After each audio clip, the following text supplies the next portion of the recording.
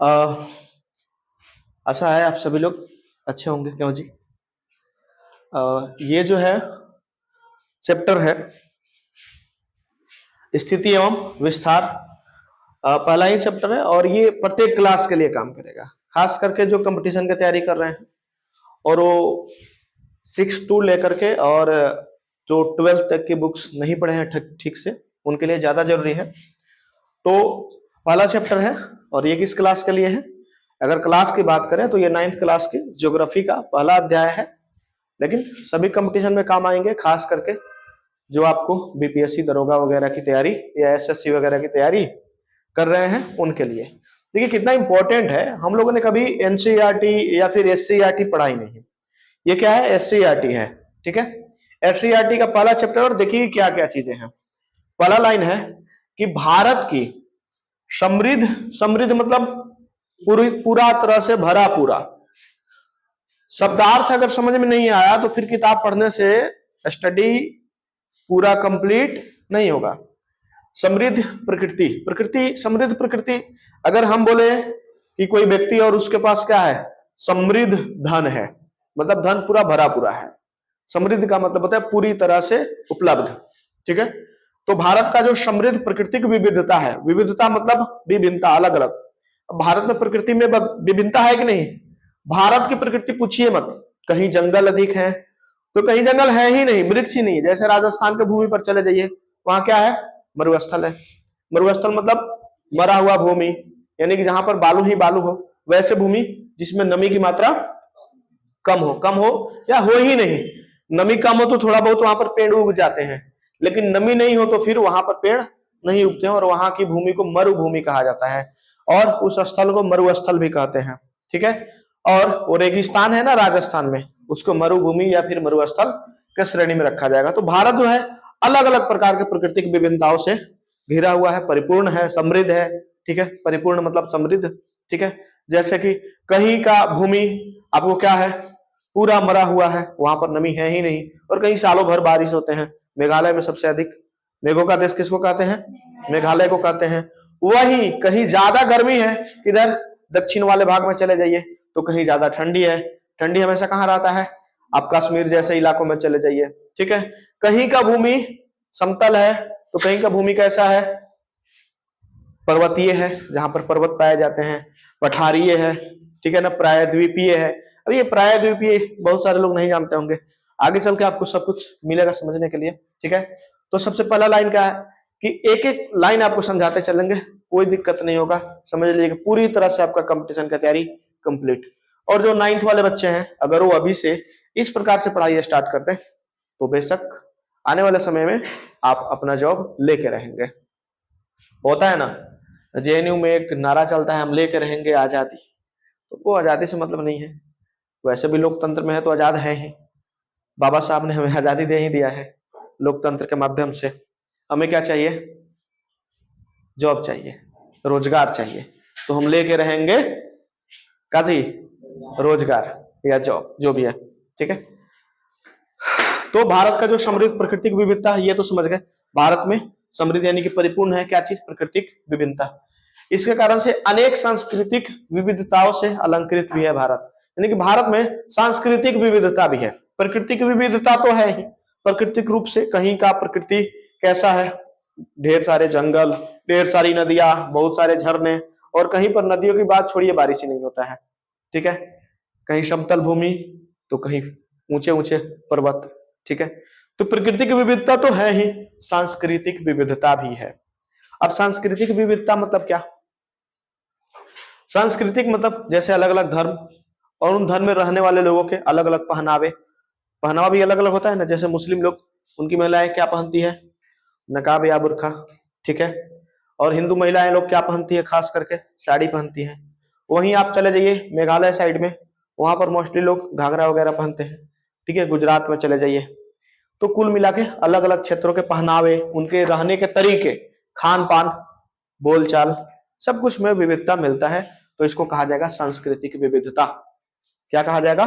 सांस्कृतिक विविधता। सांस्कृतिक विविधता मतलब समझ गए ना, पर्व त्योहार मनाने का अपना अलग अलग तरीका है। जैसे हिंदू धर्म में क्या है? हम लोग होली मनाते हैं, दीपावली मनाते हैं। दीपावली में क्या करते हैं, उस दिन तो लगता है जैसे पूरे भारत में बहुत सारे तारे निकल गए हों। ऊपर से अगर पृथ्वी का क्या तस्वीर लिया जाए, ठीक है, तो पता चलता है सैटेलाइट द्वारा, तो पता चलता है जैसे पृथ्वी के इस भाग में बहुत सारे तारे आ गए हों, बहुत अच्छा लगता है, ठीक है। तो वही मुस्लिम लोग अपना धर्म मनाते हैं, अपने तरीके से अपने त्योहार को मनाते हैं, ईसाई लोग अपने तरीके से मनाते हैं। तो भारत में हम कह सकते हैं कि सांस्कृतिक विविधता है या नहीं है ना? अरे है तो बोलिए भैया, ये मत सोचिए कि क्लास चल रहा है तो इसमें नहीं बोले, बोल सकते हैं, ऐसा कुछ नहीं है। कोई क्वेश्चन हो उसको भी पूछ सकते हैं कि सर ये समझ में नहीं आया, ठीक है। और जो ऑनलाइन देख रहे हैं अगर उनको समस्या है तो वे तो कमेंट करके ही बता सकते हैं, दूसरा कोई उपाय है नहीं, सामने तो आप है नहीं, तो फिर कमेंट कीजिए, कमेंट जरूर कीजिए। अगर कुछ नहीं समझ में आता है तो उसके लिए कीजिए कि सर ये टॉपिक नहीं समझ में आया, और अगर सब कुछ समझ में आता है तो कम से कम कमेंट कीजिए कि सर अच्छा लगा, इससे हमको क्या उत्साह मिलती है, ठीक है। अगर आपको लगता है कि एक एक लाइन आपको समझने में थोड़ी सी सहूलियत हुई है तो जरूर कमेंट करें। अतः भारत का जो है विश्व के इतिहास में बड़ा महत्वपूर्ण योगदान रहा है, और विश्व में भारत ही एकमात्र ऐसा देश है जिसके नाम पर महासागर है। अब एक महासागर है हिंद महासागर, नाम सुन होइएगा, ये किसके नाम पर है? भारत के नाम पर है, क्योंकि भारत का एक और नाम भी है ना, हिंदुस्तान। और हिंदुस्तान हिंदुस्तान किस शब्द से है? हिंद से है। तो भारत ही पूरे विश्व में एक ऐसा देश है, ऑब्जेक्टिव यहाँ पर बन सकता है, ये यहाँ पर एक क्वेश्चन बन रहा है एक लाइन वाला, ठीक है, वन लाइनर। कौन ऐसा विश्व का देश है जिसके नाम पर महासागर है? कौन सा देश है? भारत है। भारत है, भारत कहिए, इंडिया कहिए, आर्यावर्त कहिए, हाँ हिंदुस्तान कहिए, उससे कोई दिक्कत नहीं है। तो वो कौन सा महासागर है जो भारत के नाम पर है? हिंद महासागर। दो प्रश्न यहाँ पर बनते हैं, पहला क्या बनता है, विश्व का कौन सा देश है, विश्व का कौन सा देश है जिसके नाम पर महासागर है? कौन सा देश है? भारत है। अब ये आता है कि भारत के नाम पर कौन सा महासागर है? हिंद महासागर है, ठीक है। तो चलिए यहां से एक प्रश्न निकला, आगे आते हैं। यहाँ पर भारत एक विशाल देश है, ये क्या है? स्थिति। अब हम इसके स्थिति के बारे में आते हैं, किसके बारे में आते हैं? स्थिति के बारे में। अब स्थिति समझे, इसके पहले यहाँ पर समझिए, भारत एक विशाल देश है, छोटा मोटा तो देश है नहीं, बड़ा देश है, ठीक है। और क्षेत्रफल के दृष्टि से कितने नंबर पर आता है पूरे विश्व में? 7वां नंबर पर आता है, ठीक है। हम लोग 7वें नंबर पर है क्षेत्रफल की दृष्टि से, यानी कुल मिलाया कितने देश हैं जो हमसे बड़े हैं? हमसे बड़े देश कितने हैं? 6 देश हैं, 6 7वां नंबर पर तो हम खुद हैं, ठीक है। तो भारत एक विशाल देश है और इसका भूभाग जो है, चलिए ये स्थिति बता रहे हैं, 8 डिग्री 4 मिनट, इसको क्या पढ़ेंगे? 8 डिग्री 4 मिनट उत्तर से, 37 डिग्री 6 मिनट उत्तरी अक्षांश, और 68 डिग्री 7 मिनट पूरब से, 97 डिग्री 25 मिनट पूर्वी देशांतर तक फैला हुआ है। चलिए इसको देखते हैं ये क्या है। जैसे आप यहाँ पर देखिए, अगर हम बात करें तो यहाँ पर देखिए भारत का, अब आप एक चीज तो जानते होंगे कि नक्शा में ऊपर वाले हिस्सा को कौन सा दिशा माना जाता है? उत्तर। कौन सा दिशा माना जाता है? उत्तरी दिशा माना जाता है। उत्तरी दिशा ही ना माना जाता है जी। ये बड़ा करने का कोई कुछ नहीं दिया है, उतना तो नहीं लग रहा है, चलिए इतना ही में काम चलाते हैं।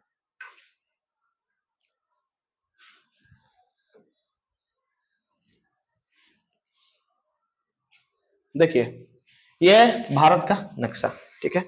भारत के ऊपर वाले हिस्से को उत्तर कहते हैं, याद रखिएगा, उसे ऊपर और उसे उत्तर। तो जो ऊपर वाला भाग, भारत ही नहीं कोई भी नक्शा है तो उसके ऊपर वाले भाग को क्या कहते हैं? उत्तरी भाग कहते हैं।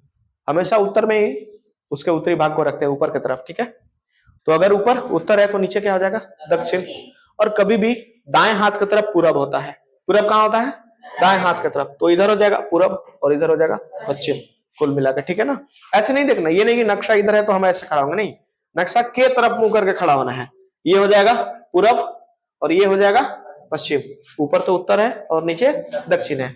तो कुल मिला के अगर हम ये बोले कि अगर हम देखें कि भारत का सबसे उत्तर वाला पॉइंट कितना डिग्री पर है, तो चलिए बताते हैं। उत्तर वाला पॉइंट आप देखिए कितना है? 37 डिग्री। ये भारत का सबसे उत्तरी पॉइंट है, उत्तरी हिस्सा है ऊपर वाला, ठीक है। और ये कितना डिग्री है? 37 डिग्री 6 मिनट, याद रखिएगा।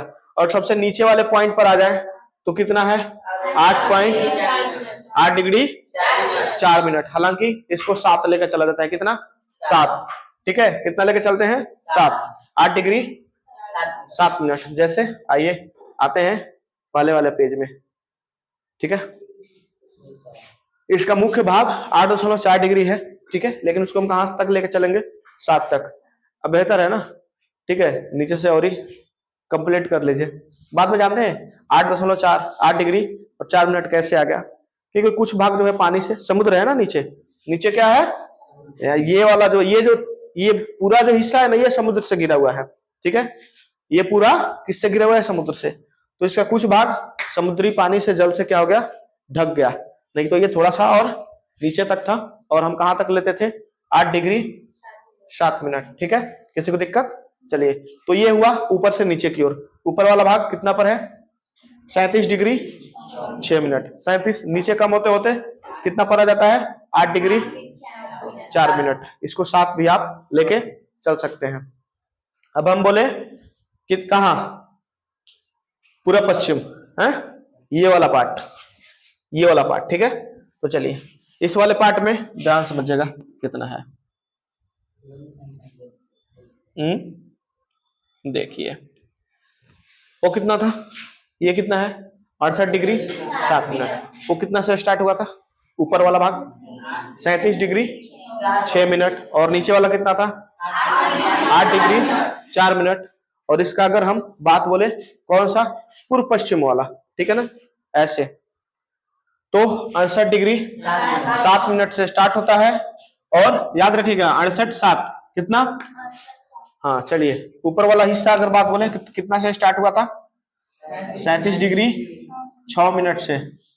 37 डिग्री 6 मिनट से कहां तक गया था? 8 डिग्री 4 मिनट तक। और अगर पूर्व पश्चिम की बात बोले तो कहां से स्टार्ट हो रहा है? 68 डिग्री 7 मिनट से। याद रखना होगा 68 डिग्री 7 मिनट। कितना? 68 डिग्री 7 मिनट। और लास्ट पॉइंट कहां तक जा रहा है? तो देखिए 97 degree 25 minute. 97 degree 25 minute. 97 degree 25 minute, याद हो जाएगा, ठीक है। तो आप वीडियो को रोक करके और ये लिख सकते हैं, ठीक है। समझ गए ना? ये आप लोग क्या कर सकते हैं? लिख सकते हैं आसानी से। यहाँ पर शायद दिख रहा होगा, अगर चमक रहा होगा तो ये कर दे रहे हैं, ठीक है। ऊपर से नीचे वाला यानी कि उत्तर से दक्षिण 37 डिग्री 6 मिनट और 8 डिग्री 4 मिनट। और अगर बात बोले हम पूरा पश्चिम तो कितना? पश्चिम कितना है? 68 डिग्री 7 मिनट। और पूरब की तरफ अर्थात दाएं हाथ की तरफ 97 डिग्री और 25 मिनट। तो इतना तो आप समझ गए होंगे। यहां तक किसी को कोई दिक्कत? चलिए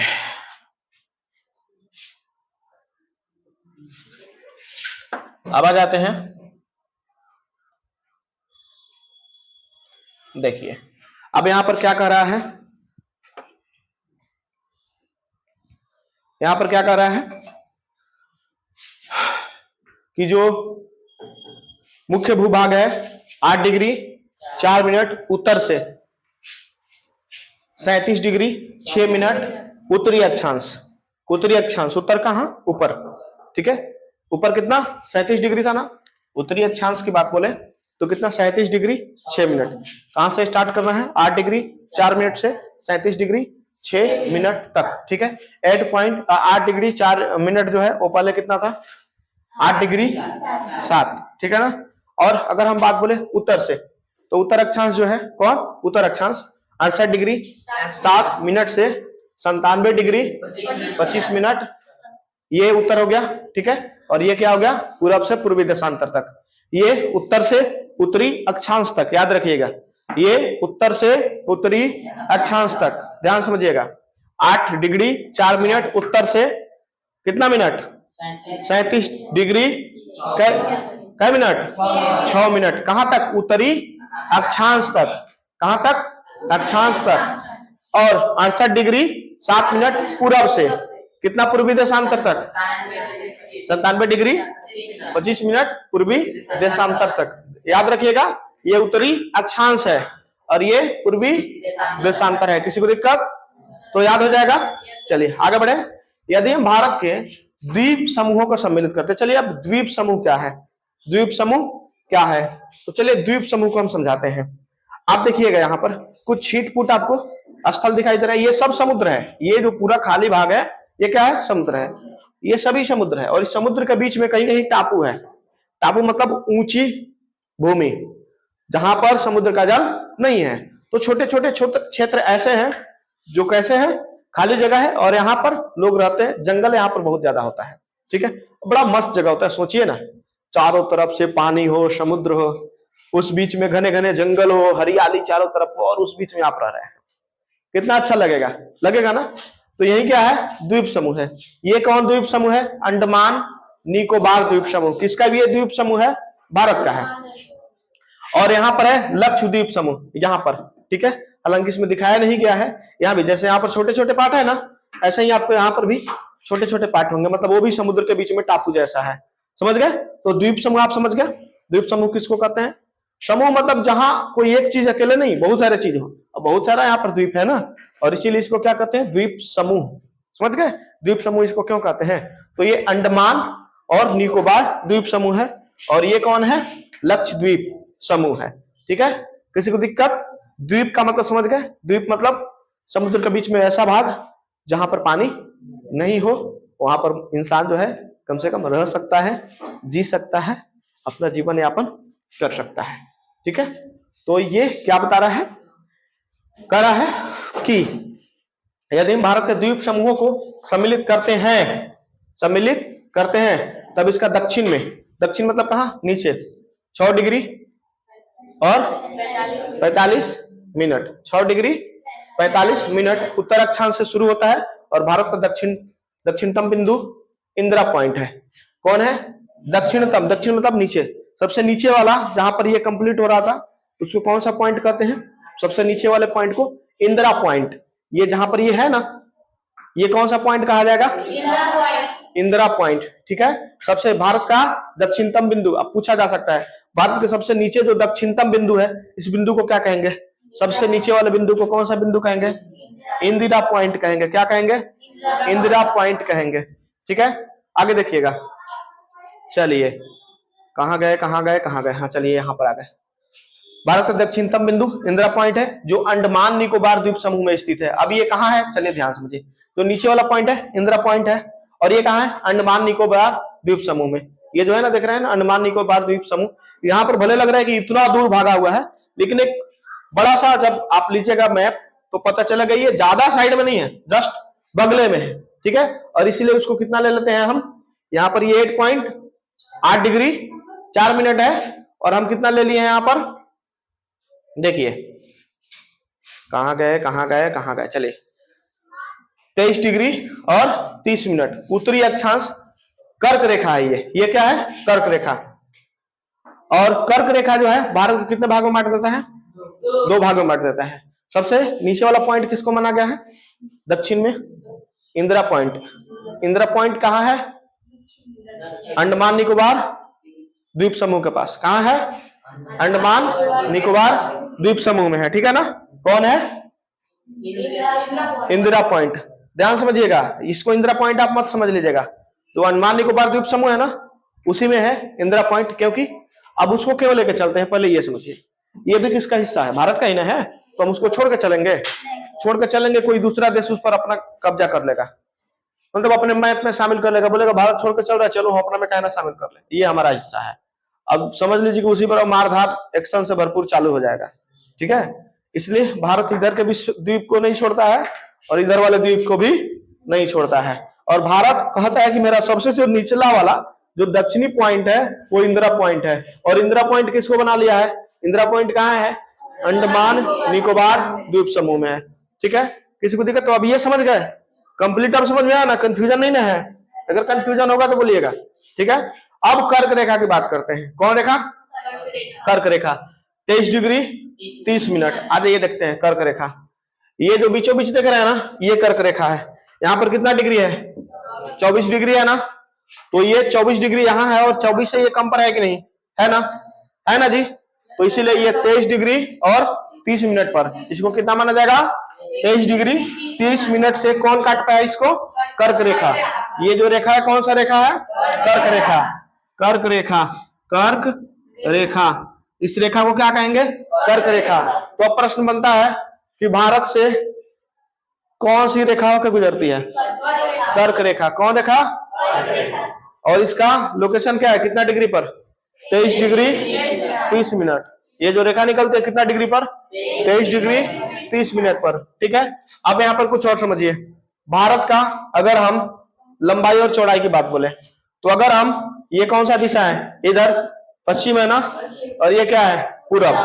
अगर हम बोले भारत का पश्चिम से पूरब तक अगर जाए तो कुल लंबाई कितना है, 2933 किलोमीटर।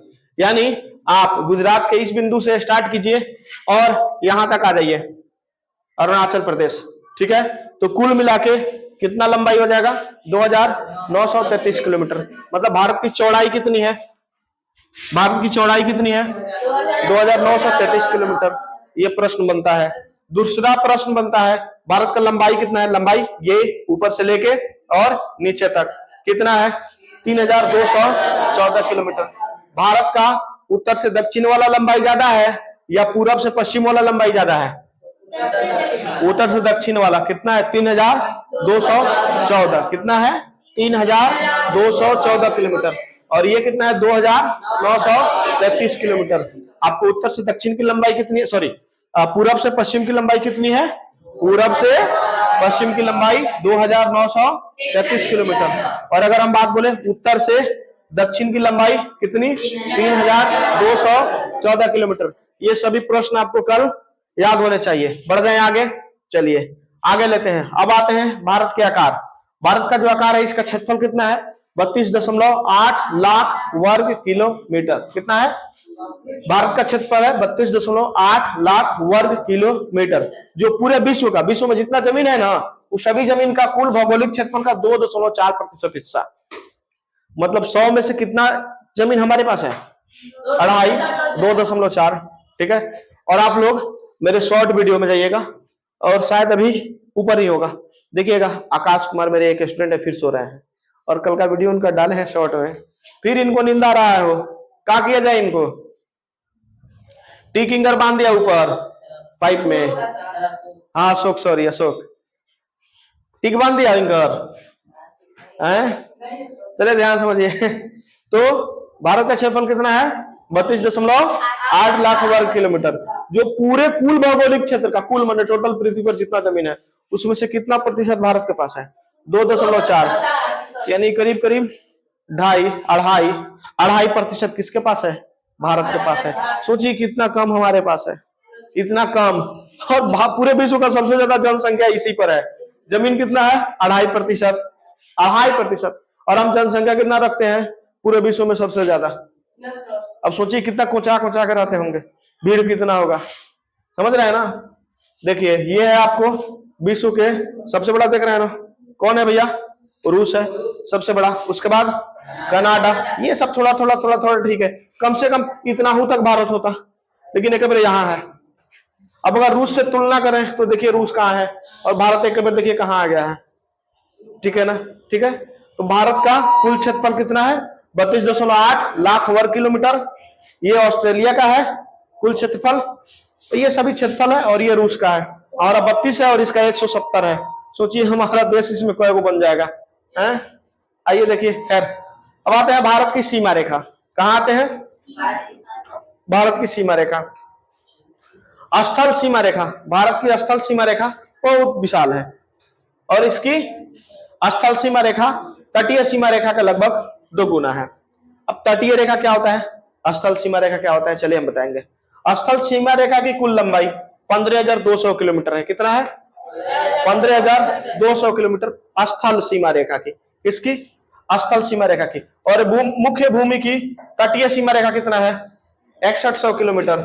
और अगर द्वीप को शामिल करते, क्योंकि द्वीप अलग है ना, पानी में अलग है ना समुद्र के बीच में, तो द्वीप को भी शामिल करें तो ये 61 की जगह पर कितना हो जाता है, 7500। अब 7500 का दुगुना कितना होगा, 15,000 होगा कि ना। 7500 मतलब कितना, 7,500। 7,500 गुना 15,000 हो जाएगी।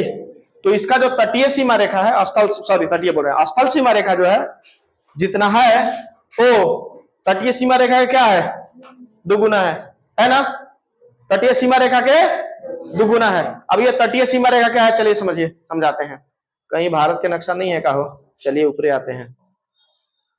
तट का मतलब क्या होता है, किनारा। तट का मतलब क्या होता है, किनारा। आप तो जानते हैं ना, तट मतलब नदी के तट, तट पर मतलब किनारा पर। आपको भी नींद आ रहा है, हाँ बताइए तो ये जितना ये समुद्र वाला भाग है ये तटीय भाग है। कौन भाग है, ये सब जो है तटीय भाग है। क्यों, क्योंकि इसके आसपास में क्या है, समुद्र है, पानी है, और जहां पानी होता है उसी के किनारा को तो तट कहते हैं। तो ये सभी क्या है, तटीय किनारा है।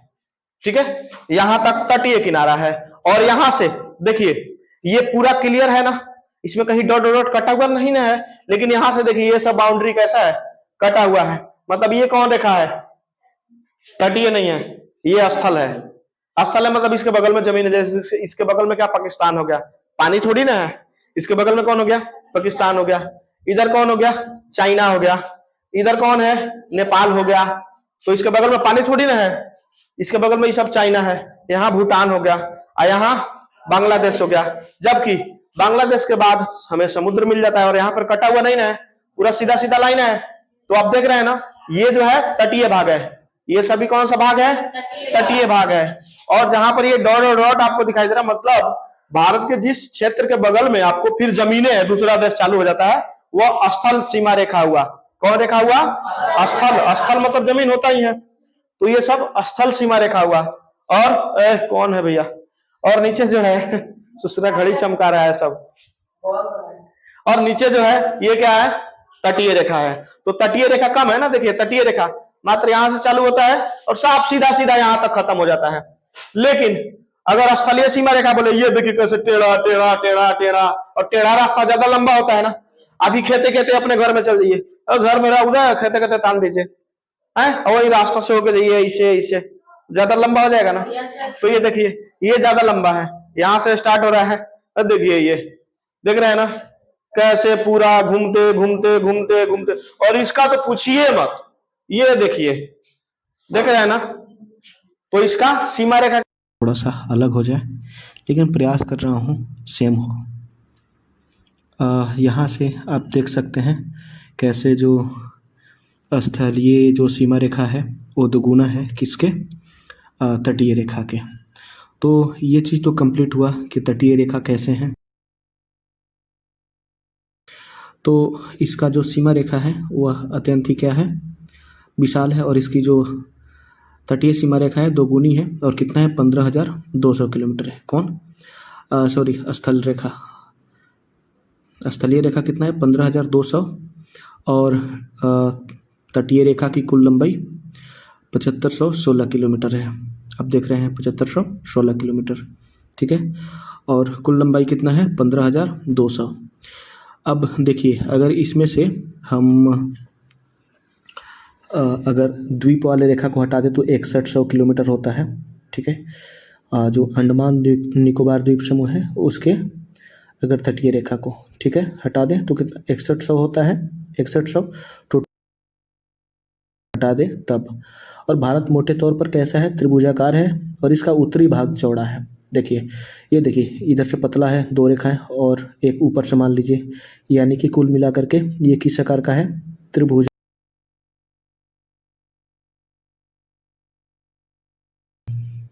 त्रिभुजाकार का। ये है विश्व के 7 बड़े देश, रूस, कनाडा, चीन, यूएसए, ब्राजील, ऑस्ट्रेलिया और भारत। भारत कितने नंबर पर है, 7वें नंबर पर है। बाकी ये सब जो देश हैं ये सभी भारत से बड़े हैं, ठीक है। तो अब यहाँ पर आगे है कि ये मोटे तौर पर त्रिभुजाकार है और इसका उत्तरी भाग जो चौड़ा है। देखिए यहाँ पर आप देख सकते हैं नीचे पतला है, और जैसे जैसे हम ऊपर जाते हैं चौड़ा होते जाता है। क्या, नीचे पतला है और ऊपर की ओर चौड़ा होता जाता है, ठीक है। अब ये बीच वाला रेखा कर्क रेखा है और यहीं से निर्धारित होता है। इसके नीचे की जो क्षेत्र हैं वो पतले हैं, जबकि ऊपर का क्षेत्र अगर लीजिए तो कैसा है, चौड़ा है। हालांकि ये ऊपर भी जा कर के पतला हो जाता है, परंतु नीचे जो है ज़्यादा पतला है। तो ये कह सकते हैं 22 डिग्री उत्तरी अक्षांश है। ठीक है, अब 22 डिग्री कहाँ पर है? ठीक है, दक्षिण की ओर ये पतला तो हो रहा है 22 डिग्री उत्तरी अक्षांश से दक्षिण की ओर यह क्रमशः पतला होते गया है, या दक्षिण यानी नीचे की ओर। अब 22 डिग्री कहाँ? तो देखिए ये कर्क रेखा ये 23 डिग्री पर होता है ना, 23 डिग्री 30 मिनट, तो 22 डिग्री लगभग इसके नीचे इतना से होना चाहिए। यानी कि अगर देखें तो यहाँ से नीचे के जो भाग हैं वो कैसे हैं? पतले होते जा रहे हैं, और ऊपर की ओर देखा जाए तो फिर मोटा होता जा रहा है। ठीक है, चौड़ा, सॉरी मोटा बोल रहे हैं, चौड़ा होते जा रहा है। तो कुल मिला के हम बोल सकते हैं कि भारत का उत्तरी या फिर दक्षिणी भाग चौड़ा है, तो दक्षिणी भाग चौड़ा है। उत्तरी भाग दक्षिणी भाग क्या है? पतला है, उत्तरी भाग चौड़ा है। अभी यहाँ पर देखिए, अभी आप देख रहे हैं ये भारत की मुख्य भूमि ने अंतरीप का रूप ले लिया है। कौन से छोर पर? जो दक्षिणी छोर है। ठीक है, सबसे लास्ट पॉइंट ये अंतरीप का। अब अंतरीप क्या होता है? तो अंतरीप वह भाग होता है जो कम से कम 3 तरफ से क्या हो? पानी से घिरा हुआ हो। और अगर हम यहाँ पर देखें तो देखिए 1 तरफ, 2 तरफ और ये 3 तरफ, तीनों तरफ से ये क्या है? पानी से घिरा हुआ है, समुद्री जल से, और इसलिए ये अंतरीप है। तो तीनों तरफ से समुद्र होने के कारण ये अंतरीप का निर्माण करता है, और अंतरीप का निर्माण करता है तो इसका जो अंतिम छोर है वो अंतरीप का रूप ले लेता है। और कुल मिलाकर के हम कह सकते हैं कि इसे कुमारी अंतरीप या कन्याकुमारी भी कहते हैं। ठीक है, अब ध्यान समझिएगा। अभी आप ऊपर से पार्ट से रिकॉर्डिंग किया हूँ, हो सकता है थोड़ा सा इधर उधर अनमैच करे, तो इसको ज़्यादा ये मत लीजिएगा, क्योंकि मेरा जो माइक था वो ख़राब हो चुका था बीच में ही। तो ये देखिए ये तीनों तरफ से घिरा हुआ है, देख रहे हैं। ठीक है, एक तरफ हिंद महासागर देख रहे हैं आप लोग, नीचे हिंद महासागर। ठीक है, स्पष्ट रूप से दिखाई दे रहा होगा। ठीक है, और उसके बाद अगर हम बात करें तो जो लक्षद्वीप है वो किस में आ जा रहा है?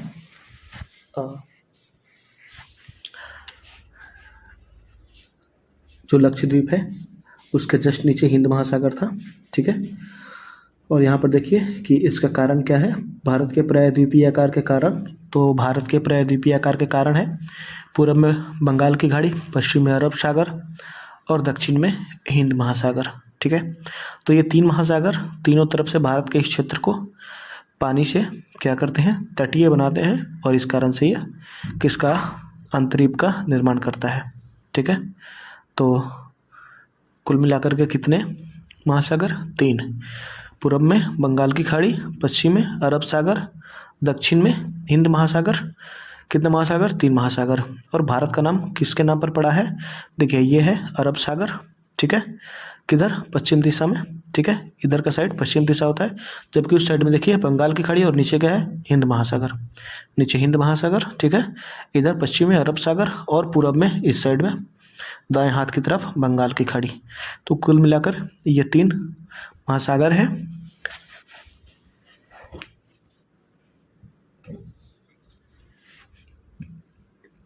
और इन तीनों के कारण ये अंतरीप का निर्माण होता है, और भारत का जो दक्षिणी भाग है वो तीनों तरफ से घिरता है किससे? जल से, और इसलिए ये तटीय यहाँ पर सीमा रेखा होता है। ठीक है, कुल मिलाकर के अगर हम बात करते हैं आगे तो हमें मिलता है कौन कौन? पूर्व में बंगाल की खाड़ी, पश्चिम में अरब सागर और दक्षिण में हिंद महासागर। अब यहाँ पर है प्रायद्वीपीय आकार के कारण। प्रायद्वीपीय क्या है? जो तीनों तरफ से जल से घिरा हो, जैसे भारत का ये निचला हिस्सा था। ठीक है, ये क्या है? तीनों तरफ से जल से घिरा हुआ है। और जल किसके किसके हैं? तो तीनों किसके हैं? सागर के, अरब सागर, बंगाल की खाड़ी, और इसलिए इधर जो मिल रहा है आपको ये तटीय रेखा है। जितना जल के संपर्क में है ये तटीय रेखा है। तट का मतलब क्या होता है? किनारा।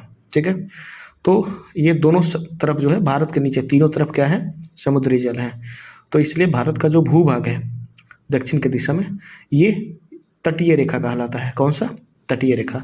जो भी पानी के संपर्क में होगा वो तटीय रेखा कहा जाएगा। ठीक है, चलिए आगे देखते हैं। और आगे हमें मिलता है कि अक्षांशीय एवं देशांतरीय विस्तार का प्रभाव। तो मुझे लगता है कि शायद वीडियो अधिक देर का हो चुका है, 35 मिनट का हो चुका है, तो ज़्यादा लंबा वीडियो ना हो इसका ध्यान रखेंगे हम लोग। और चलिए अब यहाँ से हम लोग फिर से एक बार रिकैप कर लेते हैं, ठीक है। और सबसे पहले हम बात करते हैं किसकी, भारत के, ठीक है। तो भारत जो है उत्तर से कितना 8 डिग्री 4 मिनट 37 डिग्री 6 मिनट उत्तरी अक्षांश, और अगर हम बात बोलें पूरब तो 68 डिग्री 7 मिनट से 97 डिग्री 25 मिनट पूर्वी अक्षांश देशांतर तक फैला हुआ है, ठीक है। और चलिए बात करते हैं कि भारत का आकृति किस आकार का है, किस आकार का है, लगभग त्रिभुजाकार का है, ठीक है। और भारत का कौन सा क्षेत्र जो है अपेक्षाकृत पतला है, तो देखिए दक्षिणी, और ऊपर 37 डिग्री 6 इंच, और नीचे वाला जो दक्षिणी बिंदु है वह कितना है 8 डिग्री 4 इंच है, ठीक है। ये दक्षिणी पार्ट, और ऊपर वाला 37 डिग्री 6 इंच था, ठीक है, जबकि नीचे वाला 8 डिग्री 4 इंच। तो ये चीज़ याद रखना है आप लोगों को, ठीक है। नीचे वाला कितना है 8 डिग्री 4 इंच, ठीक है। और अंडमान निकोबार द्वीप समूह आदि को शामिल कर दीजिए, तो इसका दक्षिणतम बिंदु इंदिरा पॉइंट प्राप्त होता है। कौन सा, इंदिरा पॉइंट, जबकि ऊपर वाला पॉइंट प्राप्त होता है ये इंदिरा कोल होता है, ठीक है। ये कहाँ है, लद्दाख में है, और नीचे का एरिया जम्मू कश्मीर है। तो इंदिरा कोल कहाँ है, लद्दाख वाले एरिया में, ठीक है। ये चीज़ हम आपको पहले ही पढ़ा चुके हैं कि लद्दाख कहाँ है, कौन से राज्य कहाँ है। तो ये इंदिरा कोल है, और ये इसका पॉइंट क्या है, तो 37 डिग्री और 6 मिनट, ठीक है। कुल मिला के बात करें इंदिरा पॉइंट कहाँ है, तो नीचे दक्षिणतम बिंदु है, जो कहाँ शामिल है, तो वो शामिल है अंडमान निकोबार द्वीप समूह में। जबकि यहाँ पर आपको पश्चिमी भाग को देखें तो 68 डिग्री 7 मिनट, और पूर्वी भाग 97 डिग्री, और ये आपको हो गया उत्तरी भाग, ठीक है। नीचे वाला है 8 डिग्री 4 मिनट, ठीक है। इसके दोनों साइड में एक तरफ अंडमान निकोबार द्वीप समूह, तो दूसरी तरफ लक्षद्वीप है, ठीक है। और ये 3 तरफ से सागरों से घिरा हुआ है, ठीक है, हिंद महासागर, और पश्चिम में अरब सागर, ठीक है, और पूरब में बंगाल की खाड़ी। 3 तरफ से घिरे होने के कारण, और ये देखिए यहाँ पर श्रीलंका और भारत के बीच में जो एक मार्ग दिखाई दे रहा है, ये है आपको जो राम जी वो पुल बनवाए थे ना, राम सेतु, वही है, ठीक है ना। इसे धनुष कोड़ी भी कहते हैं, ठीक है। और ये आपको हो गया अंडमान निकोबार द्वीप समूह, और इधर है लक्षद्वीप, ठीक है। कुल मिला के बोले तो इधर आपको ये आपको कर्क रेखा हो गया, जो भारत को कितने भागों में बांट रही है, 2 भाग में बांट रही है, ठीक है। जबकि अगर बात करें हम, सर्दी बहुत ज़्यादा हो चुका है, चलिए लंबाई की बात करें तो आपको भारत का पूरब से पश्चिम की लंबाई 2933 किलोमीटर, और ये कर्क रेखा से जो नीचे वाला पार्ट है वो क्या पतला है, यानी कि संकरी होती गई है। और इधर किसका, आपको तीनों तरफ से ये घिरा हुआ है जल से, ठीक है, तीनों तरफ से। और ये क्या, तटीय रेखा है। ये कौन सा रेखा है, तटीय रेखा है, ठीक है। और ये तीनों तरफ जल से घिरे होने के कारण अंतरीप का निर्माण करता है, और इस अंतरीप का नाम क्या है, तो कुमारी अंतरीप कह सकते हैं, या फिर कन्याकुमारी कह सकते हैं। आपको बताया था मैं कि कन्या लोग कैसे होते हैं, पतले होते हैं, ठीक है। हम भले शादी के बाद मोटे हो जाते हैं, परंतु पहले जो है कन्या लोग बड़ा पतले होते हैं। तो जो भारत का जो निचला हिस्सा जो पतला होते जा रहा है, इसको हम क्या अंतरीप बोलेंगे, और इस अंतरीप का नाम क्या होगा, तो कन्या के नाम से होगा, ठीक है। कन्याकुमारी, या फिर इसे कुमारी अंतरीप भी आप कह सकते हैं, ठीक है। इसके आगे है, आप यहाँ पर देख रहे हैं ये श्रीलंका है, और इधर आपको लक्षद्वीप है, ठीक है। श्रीलंका देखिए भारत के किस भाग में है, दक्षिणी भाग में है। ये चीज़ पूछा जा सकता है कि श्रीलंका भारत के किस तरफ है, तो दक्षिणी तरफ में है, दक्षिण तरफ है, ठीक है। और यहाँ पर है आकार, बात बोलें तो भारत का क्षेत्रफल जो है टोटल 32.8 लाख वर्ग किलोमीटर है, जो कि कुल भौगोलिक क्षेत्रफल का कितना प्रतिशत है, 2.4। अब सोचिए इतने कम क्षेत्र में हम लोग पूरे विश्व के सबसे अधिक जनसंख्या यहाँ पर निवास कर रही है। और ये है विश्व के सबसे 7 बड़े देश, जिसमें 7वें नंबर पर है भारत, और बाकी 6 देश भारत से बड़े हैं। अब यहाँ पर अगर हम देखें तो भारत का क्षेत्रफल है 32.8 लाख वर्ग किलोमीटर। और आप देख रहे हैं भारत के बाद ऑस्ट्रेलिया बड़ा, उससे बड़ा ब्राज़ील, चीन, संयुक्त राज्य अमेरिका, कनाडा और रूस है। और यहाँ पर आप देख रहे हैं कि भारत की स्थल सीमा रेखा, तो भारत की जो स्थल सीमा रेखा कुल लंबाई है 15,200, जबकि केवल तटीय की 6100 किलोमीटर। और अगर तटीय रेखा में हम द्वीप समूहों को शामिल कर दें तो 7516 हो जाता है। और जो कुल सीमा रेखा है और इसका जो आकार है त्रिभुजाकार का है, और इसका जो कर्क रेखा है उसके जस्ट नीचे 22 डिग्री से भारत का नीचे वाला हिस्सा पतला होते जाता है और अंतरीप का निर्माण करता है। और उस अंतरीप को कुमारी अंतरीप या फिर हम क्या कहते हैं, कन्याकुमारी। ठीक है, तो इसके आगे है आप देख सकते हैं कि भारत के प्रायद्वीपीय आकार होने के कारण क्या है। प्रायद्वीपीय मतलब द्वीपीय आकार किसको कहते हैं, जो तीनों तरफ से जल से घिरा हो। तो इसका कारण है पूर्व में बंगाल की खाड़ी और पश्चिम में अरब सागर और दक्षिण में हिंद महासागर।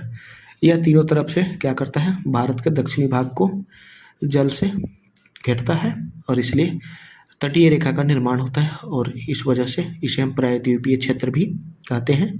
और यहाँ पर किसका निर्माण होता है, अंतरीप का। ठीक है, और उस अंतरीप का नाम क्या है, तो कुल मिला के क्या, कुमारी या फिर कन्याकुमारी।